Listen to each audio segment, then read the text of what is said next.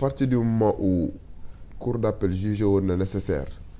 donc mu gàntal ñi nga xamante ne ni mooy les 4 mois soulevés par les avocats de Barthélémy Diaz. Donc bu ñu demee cour suprême tout naturellement bu rendre un arrêt de rejet mu rejeter les prétentions du demandeur au pourvoi donc yaakaar naa ne donc ñoom juge de droit lan. Donc question moyens yi nga xamante ne ni avocats yi Barthélémy Diaz yi soulevé woon nañ ko les 4 mois ñoom def nañ ci seen i jàngat donc ba rejeter purement et simplement ces moyens là donc en confirmant implicitement l'arrêt rendu par la cour d'appel de Dakar par rapport à cette procédure mais boo xoolee ñoom il envisage faire un rabat d'arrêt te rabat d'arrêt aussi du da ngay tëb rek def ko il faut nga am ay moyens yoo sukkandiku parce que rabat d'arrêt comme ni ko sunu doyen rappelé tout à l'heure donc il faut que nga justifier ne am na benn erreur de procédure par rapport à la composition wala par rapport à la manière dont la Cour suprême a rendu sa décision donc on verra parce que Ciré Clédor Ly même en parlant aujourd'hui il a été un peu réticent pour dire que on va se concerter parce que collectif d'avocats la pour xool ci ban élément la ñuy sukkandiku pour mën a introduire rabat d'arrêt boobu nga xamante ne nii je tiens aussi à rappeler que depuis l'affaire Khalifa Sall le rabat d'arrêt n'est plus suspensif au Sénégal donc de ce point de vue là à partir du moment où le rabat d'arrêt n'a pas un caractère suspensif ça n'empêche pas aux autorités donc ñu appliquer exécuter décision bi nga xamante ne tey jii nii que jël nañ ko ci Cour suprême maintenant par rapport maintenant aux conséquences juridiques je l'ai dit la fois passée donc mandat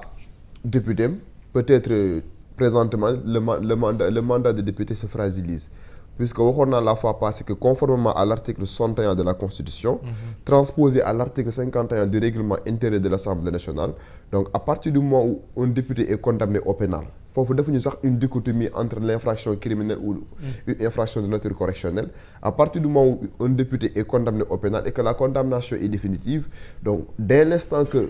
le garde des Sceaux dafa demander à ce que ñu radier ko donc daan koy automatiquement le président de l'Assemblée nationale day jël mesure mu radier ko maintenant par rapport maintenant à son siège puisque présentement il est leader de Dakar loolu waxoon naa la fois passée aussi que conformément aux dispositions des articles 135 à 40 du code des collectivités locales bi nga xamante ne ni moom mooy la loi 2013-10 donc bu ñu sukkandikoo ci disposition yooyu noonu donc yaakaar naa ne Barthélémy Dias il a raison de dire que mënul perte maire bi puisque boo xoolee 135 ba 40 day prévoir foofu noonu lorsque le maire est condamné définitivement pour une infraction de nature criminelle automatiquement le président de la République mën na jël décret mu révoquer ko wala lorsque le maire est poursuivi pour des infractions portant sur les deniers publics parce que dans l'affaire Khalifa Sall on s'est rendu compte que Khalifa Sall il fut poursuivi pour escroquerie sur les deniers publics c'est pourquoi à partir du moment où la condamnation d'alors était devenue définitive le président de la République n'avait pas hésité pour prendre un décret mu révoquer ko donc on n'est pas dans ce cas de figure là puisque Barthélémy Dias il est poursuivi comme ni ma ko waxee la fois passée pour une infraction de nature correctionnelle parce que au Sénégal à chaque fois on entend parler de mort dañuy yaakaar ne crime la alors qu'en réalité l'infraction qui a été retenue c'est homicide involontaire donc ayant entraîné la mort sans l'intention de la donner te loolu c'est une infraction de nature correctionnelle donc à partir du moment où mu nekk une infraction de nature correctionnelle te bokkul aussi ci infraction yi nga xamante ne ni article 135 à 140 du code des collectivités locales prévoir na ne tey jii bu ñu nekkee ci cas de figure yooyu le président de la République a la possibilité de prendre un décret pour révoquer le maire donc Barthélémy Dias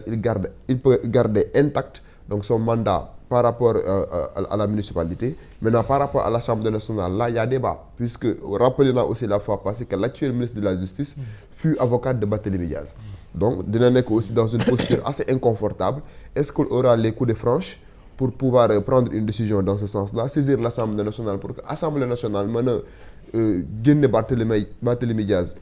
donc lui ôter de son mandat électif donc je crois que loolu lépp c'est des interrogations qui se profilent à l'horizon et la suite de cette affaire nous en édifiera.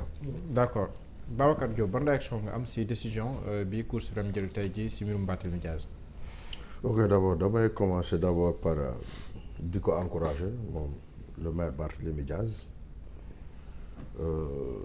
di wax ne ñun ñëpp gis nañ ko c'est un constat